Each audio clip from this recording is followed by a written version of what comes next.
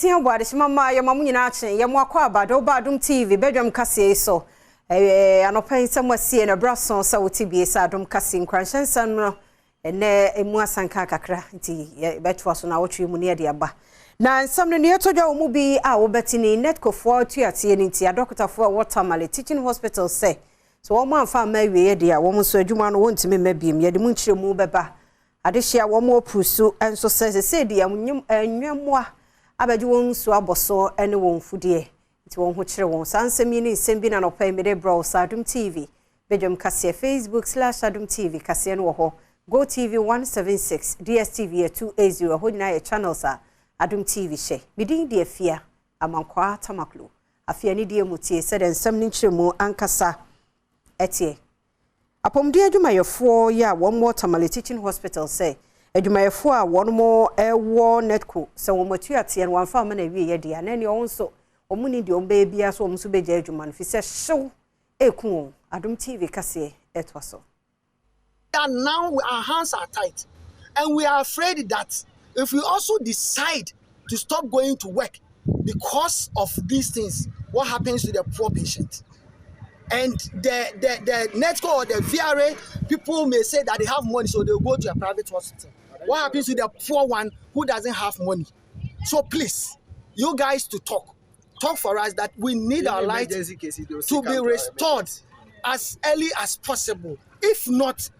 we have no option than to also stop going to work. Dr. Emmanuel Banso Edibito also said the hospital was involved. They came and restored the hospital and left us. Meanwhile, they could have done both,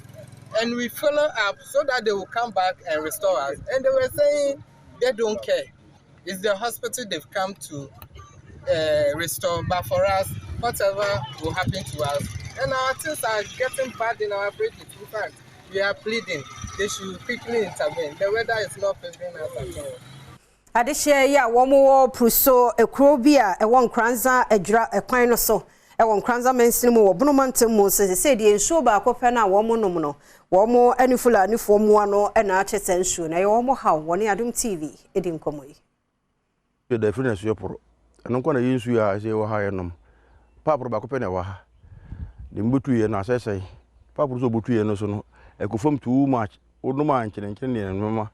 eno kura no titiru no enso nipa no kuro no so ye nti enu su no na ye nom but nsuo so no mo na tetiemu sara nom so a otumi ya de omu maruria ne wems no timi ha adwene enso na se yindi binti no eno na ye nom me ko afum me ko na ntwa kwawe me bayere ne me nyafuna ni ne che no me de bra committee fo kome frani ni betna ha 2 days na ntwi wura be frɛ no a wo ma be frɛ no a wo ma wa ma ebesinne na me se me de se wa ma minim ne meka frani committee chairman so say na ntwi wura na ma menti ontimi nhwɛ no so na me de ne ho che no a okwa ebesinne frani na ntwi wura na ma metua meka eze kura hu a wo mu ne se omo se aye omo na so se akuro ha omba ba babuye prosefo omba ba mufiri chekima ba babuye ye ni na na adwane ti esra ban wo mo ayen na nye sa de a yehunu amane yamani boni bo ne homodin ase sobo a manfo yi ade abo nananom ene a policefo no akwo benya wonom na wayi won ho ano nenso enya ade anensa eka wonom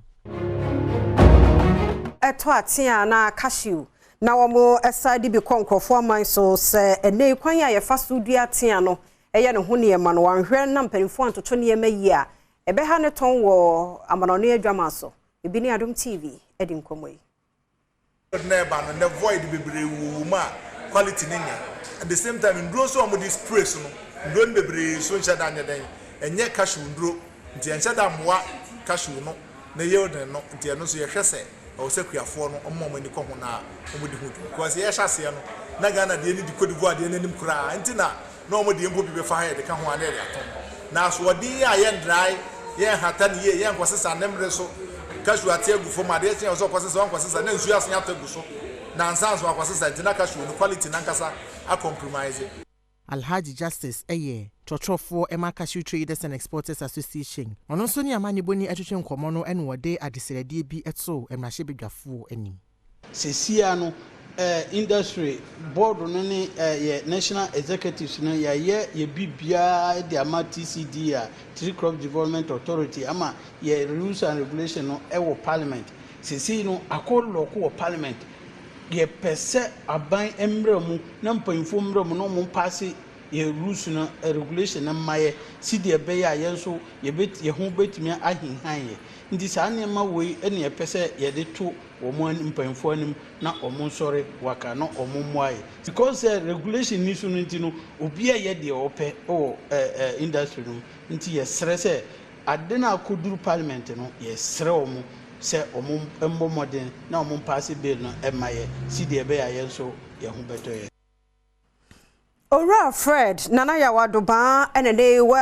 wadi nkonim sɛ chairman Emma Akwatia MPP amanyoko no abato mpesua no eso ama de na oteso se chairman Alhaji Baba Yakubu wadi ncho na de wadi biti ne ye wanpe nipa ba ko penetu Emma ebroso nti ama ene nsakraya ba ewo Akwatia MPP amanyoko no mu Adom TV etwaso Me Fred Nana Yawadoba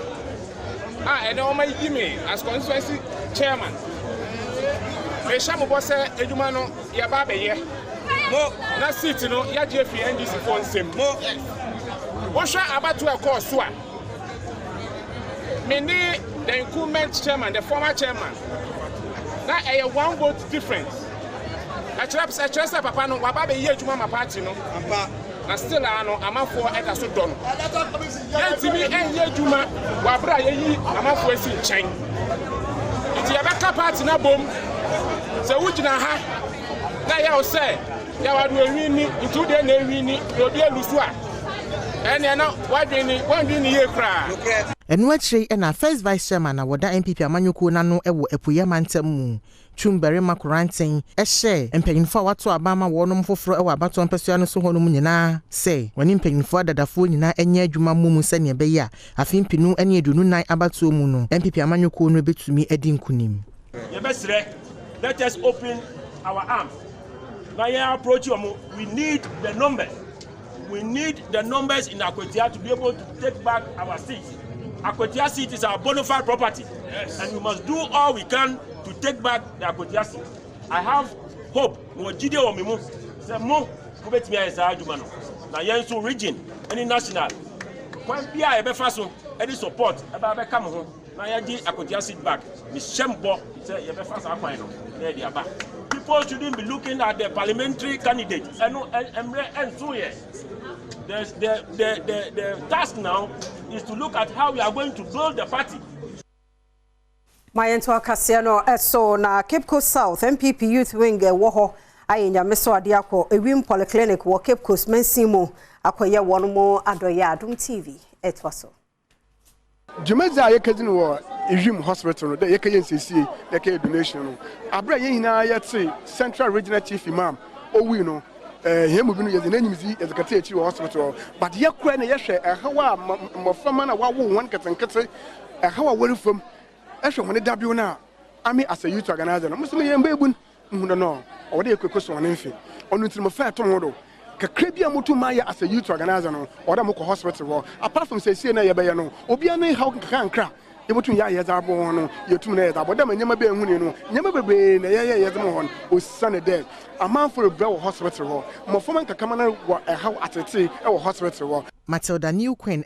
Deputy Health Services Administrator ewo ayaresabia honomo na bra wogina ayaresabia na nemu eje saniama wonom de koye wonom adoye no ena wodi tu dwa se eniama wodi abedom wonom ne de ebeboa wonom adwuma pa na emum sesei wonom eni theater afen sokra no woni x-ray units dental units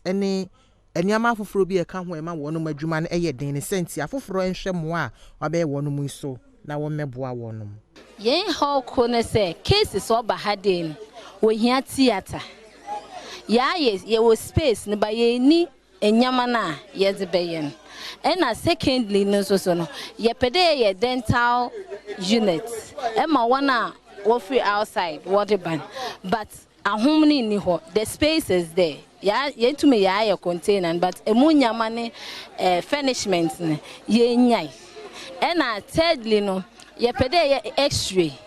Say patient ni ba ha dey. Obo say we say ye fa ambulance. Na ye san so ni tum, ye san so ne quantabetin koye x-ray man. Oya atete pe. Nti ye nya x-ray a nche ye ni beji pi.